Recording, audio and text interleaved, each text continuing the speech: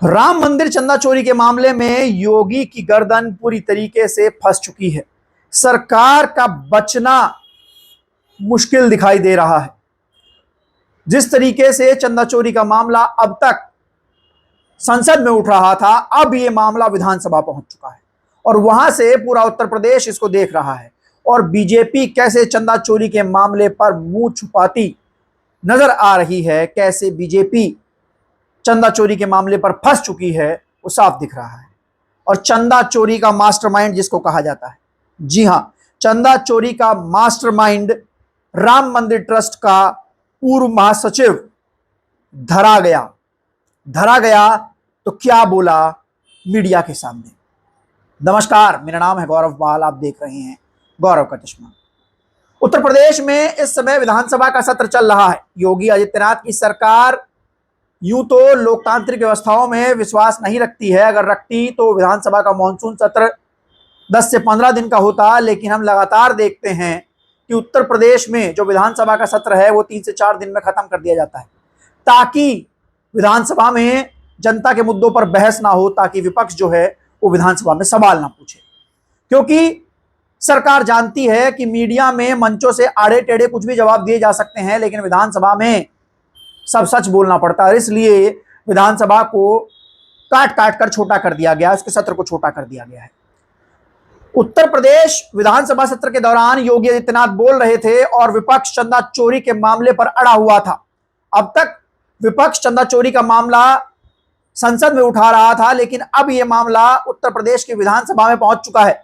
चंदा चोर कहाँ मिलेंगे? बीजेपी के दफ्तर में। रामधन चोर कहाँ मिलेंगे? बीजेपी के दफ्तर में। चढ़ावा चोर कहाँ मिलेंगे? बीजेपी के दफ्तर में। चढ़ावा चोर कहाँ मिलेंगे? कोई तरीका नहीं है, ये कोई तरीका नहीं है, ये कोई तरीका नहीं है। आप लोग चुप हो जाइए, प्लीज शांत हो जाइए, प्लीज शांत हो जाइए। ऐसे नहीं, अगर आप लोग चाहते हो हाउस नहीं चलेगा तो कल ही हम इसको खत्म कर देंगे। हितों के साथ ये लोग खिलवाड़ कर रहे हैं। आप मुख्यमंत्री जी की फोटो के साथ नहीं कर सकते, रखिए उनको नीचे। You can't, no you can't do that, you can't. क्या मुख्यमंत्री जी के फोटो के साथ, you are not allowed to do that. तो सचिन को बाहर निकाल दीजिए, चलिए।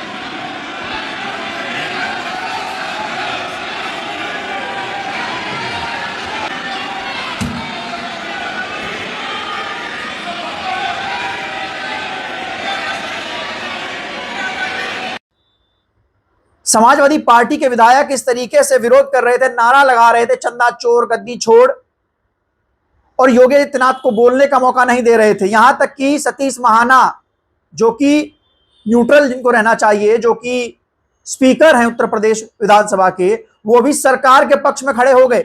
मुख्यमंत्री जी के फोटो के साथ, you are not allowed to do that. तो सचिन को बाहर निकाल दीजिए, चलिए।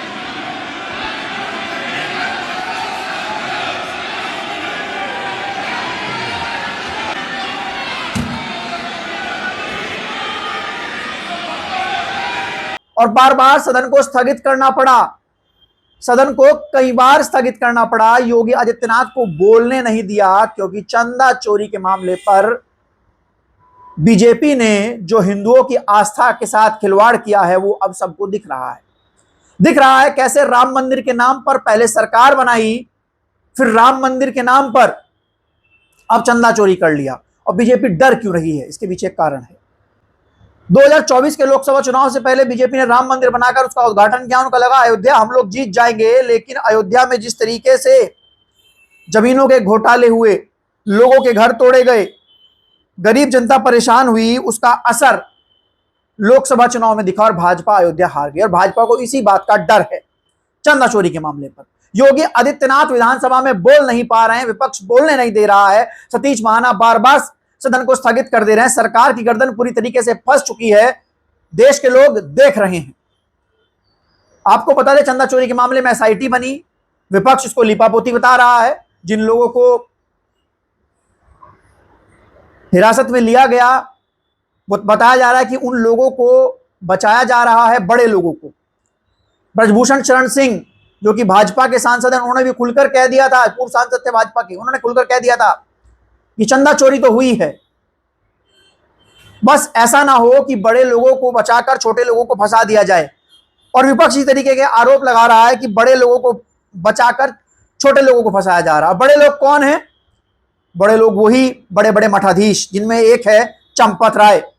चंपत राय बहुत दिनों बाद कल बाहर निकले और चंपत राय से जब मीडिया ने सवाल किए तो चंपत राय मीडिया के सामने धरे गए। चंपत राय मीडिया के सामने कुछ नहीं बोल पाए।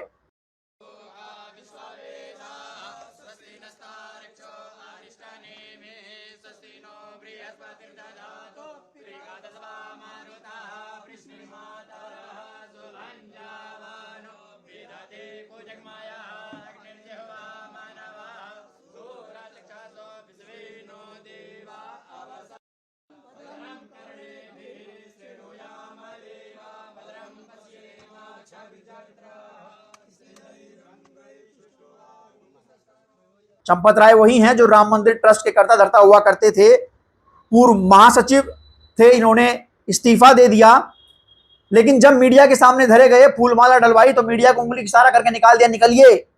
अगर सच्चे होते तो बयान देते, जवाब देते, लेकिन फंस चुके हैं बुरी तरीके से और इन्हीं चंपत राय ने बीजेपी को फंसा दिया है।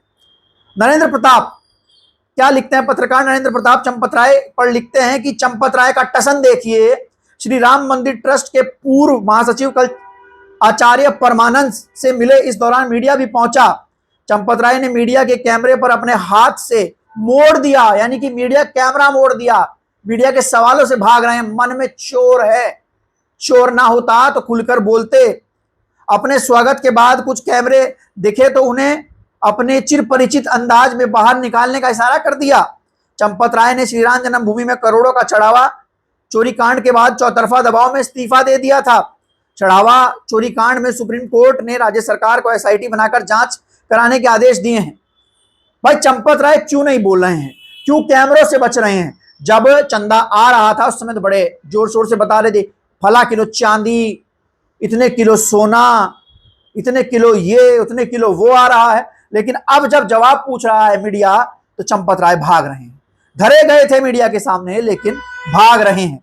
इसके अलावा आपको बता दें कि चंदा चोरी के मामले पर विपक्ष लगातार सरकार को घेर रहा है और बीजेपी की यही नीति रही है। अब वो फंस रही है चंदा चोरी के मामले पर, तो अब वो खुल्लम खुल्ला तुष्टीकरण में लगी हुई है। इस समय सावन चल रहा है, सावन का महीना है और सावन के महीने में बीजेपी जो कावड़िया हुड़दंग करने आते हैं उनको खुला छूट दे रही है। एक वीडियो सामने आया जिसमें कावड़िया पुलिस वालों से टकराता है। वो हमारे भाई, ये हमारे भाई जा रहे सामने, हमें जान नहीं दे रहे। नाम क्या है इनका? आपके लिए भाई हमने मार लिया, हम आपकी इज्जत करते हैं, लेकिन हमारा भाई हमारे भाई कावड़ को धक्का मत देना, कावड़ को धक्का मत देना। मैं जाना था उधर, नहीं भाई मैं उधर की जाऊंगा, मेरा भाई है उधर, हमारे उधर करो, हमें जाने दो, बस हमें जाने दो भाई। उत्तराखंड देख लो क्या कर, क्या ड्रामा है। हमारा भाई अक्के जा लिया हो रहा, वो सामने हमारा भाई यार, ये जान नहीं दे रहा हमें बिल्कुल भी। देखो हमारी कावड़, ये मेरी कावड़ खिंचा दी इसने, इन्होंने मेरी कावड़ खिंचाई है, इन्होंने मेरी कावड़ खिंचाई है, इन्होंने मेरी कावड़ खिंचाई है। इसने दारू पी रखी है, इसने दारू पी रखी है, इसने मेरी कावड़ खिंचाई है, ये इसने मेरा जल खंडित करा है, ये इन्होंने मेरा, इन्होंने मेरी कावड़ खंडित होगी, कावड़ इधर हो, मेरी कावड़ खंडित करी इसने, मेरी कावड़ खंडित कर दी, मेरी मदद करो, मेरी कावड़ खंडित कर दी, मैं क्या करूं? जबरदस्ती कहता है कि वो इसी रास्ते से जाएगा। पुलिस वालों ने वो रास्ता बंद कर दिया है, लेकिन वो जबरदस्ती कहता है वो उसी रास्ते से जाएगा और फिर पुलिस वालों पर झूठा आरोप लगाता है कि इन्होंने मेरी कावड़ खंडित कर दी। आसपास के लोगों को उकसाता है कि देखिए पुलिस वाले मेरी कावड़ तोड़ रहे हैं, ताकि पुलिस पर दबाव बना सके, पुलिस को डरा सके। और उत्तर प्रदेश या हो उत्तराखंड हो, वहां की पुलिस के हालात ये हो गए हैं। अभी 2 दिन पहले मेरठ में 2 सिविल वर्दी वालों को पीटा कावड़ियों ने, पुलिस कुछ नहीं कर पाई। और अब ये उत्तराखंड का मामला सामने आया है, यानी कि पुलिस के हाथ पैर बांध दिए हैं। कावड़ियों के भेष में आए लोग जो बीजेपी के कट्टर भक्त हैं, सपोर्टर हैं, वो हुड़दंगई कर रहे हैं। बीजेपी दिखा रही है, देखो बीजेपी कितनी हिंदुत्ववादी पार्टी है, कावड़ियों की पूरी मनमानी चल रही है। लेकिन साहब ये कावड़ियों की मनमानी नहीं, ये गुंडों की मनमानी चल रही है। और चंदा चोरी से ध्यान भटकाने के लिए जो हिंदू नाराज था, हालांकि हिंदू नाराज चंदा चोरी से है, ये मुकालते में है भाजपा वाले कि वे कावड़ यात्रा में इस तरीके की घटनाएं करवा के, इस तरीके की छूट दे के हिंदुओं को खुश कर देंगे। लेकिन ये जो लोग पुलिस वालों से कावड़ के नाम पर लड़ रहे हैं, ये हिंदू नहीं है, ये गुंडे हैं, हुड़दंगई हैं। हिंदू तो इस समय चंदा चोरी पर सवाल पूछ रहा है और ऐसे सवाल पूछ रहा है कि सरकार की हालत खराब है। आप देख सकते हैं उत्तर प्रदेश विधानसभा में क्या चल रहा है। योगी आदित्यनाथ की गर्दन पूरी तरीके से फंस चुकी है। 27 के चुनाव में हार की तलवार लटक रही है और बस इसी तरह सरकार सवालों से बचने के लिए विधानसभा सत्र को छोटा छोटा किए जा रही है, क्योंकि मीडिया मंच से तो कुछ भी बोल देते हैं हिंदू मुस्लिम, लेकिन विधानसभा में सच बोलना पड़ता है और यहां पर सत्र छोटा कर लोकतंत्र की आवाज को दबाने की पुरजोर कोशिश हो रही है। आपका इस खबर पर क्या कहना, अभी क्या राय, आप लोग कमेंट सेक्शन में लिखकर बता सकते हैं। तब तक के लिए चलते हैं, धन्यवाद, नमस्कार।